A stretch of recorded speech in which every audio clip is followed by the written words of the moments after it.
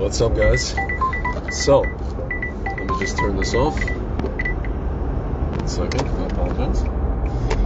So, by now you guys probably feel like you're going crazy.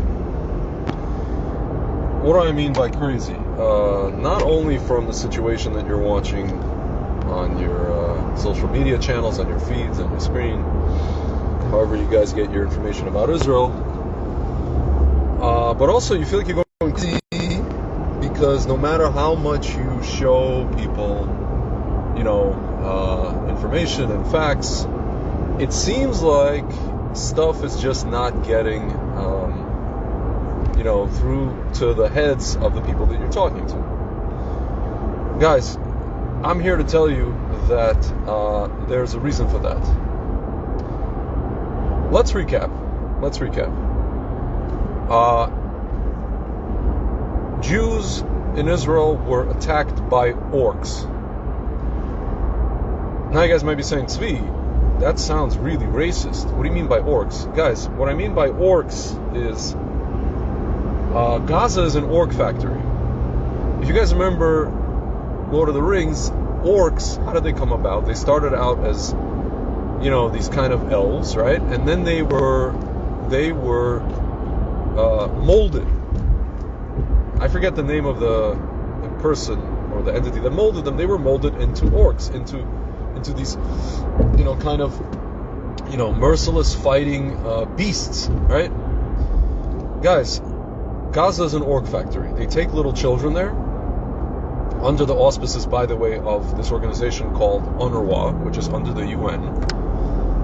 There are UNRWA schools, funded, by the way, by your tax dollars, and these little kids, right, since birth, are turned into orcs. And the orcs that attacked and raped and beheaded and put into ovens Jews in the south of Israel were these kids who, let's say, 15 years ago were in a classroom, right, of UNRWA. So they're orcs, right? So orcs attack Jews. Guys, the minute this happened, I guess you want to call them zombies around the world. They're supporters, right? The zombie supporters of these orcs started going crazy, started rioting, started screaming, "Free Palestine!" Occupy, the usual stuff that they've been screaming for years and years and years and years. A lot of them not even knowing the history of the slogans and the movements that they espouse and all the rest of it, right? Before any retaliation, before anything was even done, before any even bomb was dropped, before any soldier went into Gaza, these zombies all over the world started screaming and attacking Jews on top of that. Guys, what happens after that? Israel, this took about 2 weeks, right? Granted, there was a bombing campaign, precision bombing campaign, where they're trying to bomb the Hamas installations and Hamas leaders, but Israel waited about 2 weeks, maybe even 3 weeks, to send even one troop into Gaza, right? There was 300,000 troops standing on the border, God forbid, being demoralized, but that's a different story. These zombies continue to scream and scream and scream. Then we retaliate, Israel retaliates, and then these people continue doing what they're doing, right? At the same time, going berserk like they were, right? And now are playing the victim. And on top of that, screaming about Islamophobia all over the world, right? And sometimes they're doing this thing where they're lumping together and there's anti-Semitism, but there's also Islamophobia, right? You hear this from a lot of these people, right? You hear this from Ilhan Omar, Rashida Tlaib. By the way, guys, when you ask those two ladies about ladies, I hesitate to even call them ladies, right? You ask them about what do you mean by from the river to the sea? Oh, we mean coexistence. Yeah, coexistence, guys. As if they don't know history and as if they don't know what they're talking about, right? Coexistence. My friends, do you know what I just described to you? This whole kind of sequence of events. Guys, I just described to you interaction with someone with narcissistic personality disorder. They attack you. Usually, I mean, it's when it's in a relationship with friends or let's say a romantic relationship. They attack you or they assail you, right? Usually it's emotionally and verbally, sometimes physically, but usually emotionally and verbally. In this case, it's also physical, right? And then when you retaliate or when you bark back or when you do anything to react, right? They are very adept at presenting you as the aggressor, right? Guys, this is what we're experiencing. We're experiencing interaction with a collective that has narcissistic personality disorder. By the way, guys, on top of that, they have borderline personality disorder. Because with borderline, you can show them, well, guys, you see, like, we're not targeting civilians, right? We're letting people out. We created a humanitarian corridor. We paused. We this, we that. Look at everything we're doing. Look at how we're trying we're not trying to kill people, right? Look at what these people are doing and Hamas is doing to put civilians in harm's way. They're the ones that don't care about their people. Folks, no matter what we say, it's never good enough, right? There's never a good enough answer or solution or anything that we can do to make ourselves look, so to speak, like the good guys, right? My friends, so now what's the solution to this? What could possibly be the solution to this? How do we deal with this? We're dealing with somebody or a bunch of people with narcissistic personality disorder and borderline personality disorder, right? Folks, if you've ever spoken to any therapist about how to deal with such people, every therapist worth of salt will tell you the same thing. Go, no contact. Do not speak to them. Do not interact with them. Do not answer them. Completely, my friends, no contact. Guys, what do I mean by no contact in this particular case? Not only do you not answer, their zombie supporters, right? All the people that you encounter on the streets, all the people that you encounter on campuses, pretty much anywhere you go. On top of that, do not answer the so-called civilized flying monkeys. Guys, what do I mean by flying monkeys? This is terminology, that psychiatrists like to use regarding the friends of such people, right? And I don't mean just the supporters. I'm talking about the so-called civilized friends who may understand your position, but whom the aggressor sent to speak to you and tell you that, they want to make peace, right? That the aggressor actually, that means you no harm. Aggressor wants to negotiate. Aggressor wants to make peace. They don't really, they're just, doing this because of X, Y, and Z, freedom fighting, all the rest of it. Guys, so in this case, who are the flying monkeys? The flying monkeys are, BBC, CNN, New York Times. Guys, pretty much anybody who the Israeli government, anybody in the IDF, they go on these television, on the TV, on programs, news programs, and they explain themselves, right? Guys, you ever been in a situation like this where you're talking to a friend of this person, right? Of this narcissist, the borderline person, and they're telling you, well, they really like you and they really love you and they're your friend and they want to be your friend and they want to this, they want to talk, they want to this, they want to negotiate, and you're just telling them, well, you're trying to explain to these friends of this narcissist, right? You don't understand.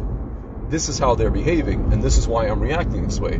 Well, yeah, I understand, but here's the counter argument, and some would say that this, and maybe think about it like this, and maybe this person is like this, maybe that's the way they're reacting to this, maybe you should change your behavior. They start making you feel like something's wrong with you, like you're behaving a certain way, and you start to believe them, right? You're like, well, maybe I should, right? Maybe something's wrong with me. Maybe I should do this more. Maybe I should do this less, right?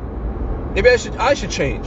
My friends, this is the flying monkey routine. So any therapist worth their salt will tell you, disconnect from the narcissist and or borderline personality disorder person, and disconnect from their flying monkeys. My friends, we have to stop answering these people. We have to stop talking to them. We have to do what we need to do. We should continue doing what we need to do, right? Our army should continue doing what we need to do. Everybody has to stand out of our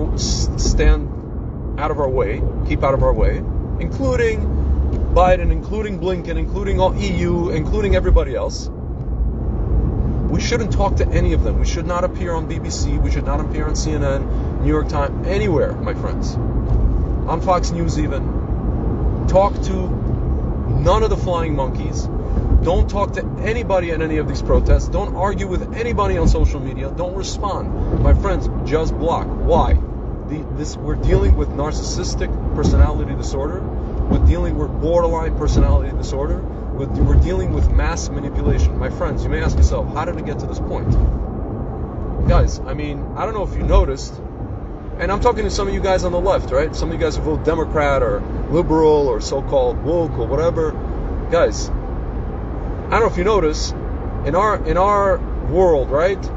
The person who can make himself look like the victim, even look like the victim, is known as the good guy. The person who is, so to speak, weaker, perceived as weaker, perceived as the victim, is automatically, by default, the good guy in any situation. Victim mentality, right? Entitlement. You know, these guys are entitled to the land, even though it's not theirs. They're entitled. They're a victim. They're entitled. Let's see, sound bites, right? All the sound bites, slogans, these people are chanting. You know, whoever can come up with the best meme or the best slogan or the best sound bite is probably right? From the river to the sea, free Palestine. What else have they been saying now? No climate justice without land justice or something like that. Whatever. Like, you can't get climate justice without having our land first. You know, what freeing quote unquote Palestine has to do with climate justice? Whatever the hell that means. Justice for what? The sun, the planets? I don't know. My friends, that's how it got to this point. We have this is a global case of narcissistic and borderline personality disorder. We're dealing with a collective that has it. We're also dealing with their flying monkeys. Again, the media, organizations, UN, whoever. My friends, I'm repeating, any therapist worth their salt will tell you, will give you the same advice over and over again. No contact. Do what you got to do. You know, if you have to go in and solve a problem, root something out, and that's it. Do what you got to do. Don't talk. After you're done doing what you need to do, then you talk. Then you talk, then you negotiate, then you tell the person, this is how this is going to go, this is how things are going to be. But otherwise, guys, you're dealing with an entity that wants to, at any turn you into the aggressor, right? The ones who are the aggressor turn you into the aggressor. And on top of that, there's nothing you can say or do to appease them, to make yourself look like, so to speak, not the bad guy. And that's it, guys. That's really the only solution. And if you're saying, well, Tzvi, I mean, what are we supposed to do on social media? What are we supposed to, say? Guys, the only thing that I've been doing this for already 10 years, probably more, 12 years. Just educate our own people about the land, about the history, about who they really are, about the Torah, about the heritage. Okay, you don't want to keep Shabbat, you don't want to keep kosher, that's fine. At least know about the fact that we came back to Israel in modernity in the 1800s. I mean, we've always been there, right? But we started building cities again in the 1800s. At least know about, what is Judea and Samaria, not settlements.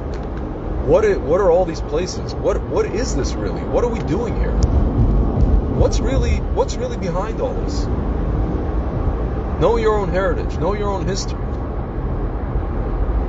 Know the truth about yourself. Come back to yourself, my friends.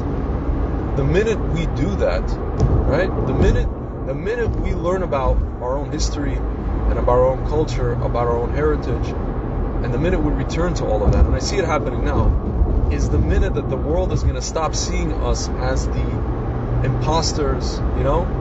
If you read, there's a story of two women who come to King Solomon, you know? There's a dispute over a baby, whose baby it is, right? It's a famous story in the Tanakh.